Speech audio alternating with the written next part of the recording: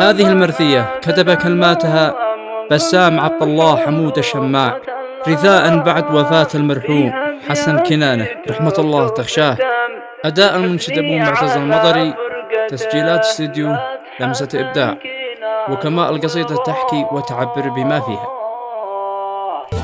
بسم الله رب البشر ذي أنزل علينا القدر، في حكمه إذا قد سطر رب الرحمة الواسعة. قلب السماء بتكلم وقول الحروف وتألم، فيها بياتي تكتب الدم من حزني على فرقته. في قلبي حزن متاكل والقهر الذي هو داخل، من فقد اللبيب العجل يا قهر ويا باطله. مدح حسن كنان وراح والقلب امتلا بالجراح، والنفس تعبتها الكفاح واصبح مر طعم الحياة. لا شقول فيه ما يكفي وطيب الصفات جات فيه، لتكتر حروفي تبكيه والنفس اصبحت ضايقة. فيك الطيب فيك الكرم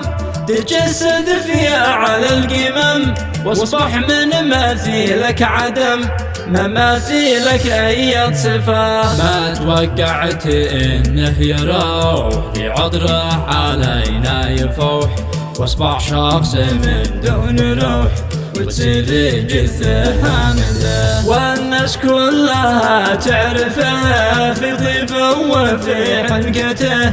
يشفي من جلس يسمعه من صدقه وفي سيرته. اشتريتنا يا حسن وابنائك في البيت لمن، كل الناس عليك في حزن بعدك والعيون باكية. قلب سم بوعدك ظلام عن فاضيك الغماء، في قدرك فيها على مقام بعدك الحياة خالية. واخوانك وبالاصدقاء كم عليك فؤاد قد بكى، والدكتور محمد دعا لك بالرحمة الدائمة. لولا الحكم جا والقدر يمشي مثل لمح البصر، والروح فيها غلى البشر وهلا الشيمة الوافية. موتك صار فجعة وشوع والعين أبرقتها الدموع،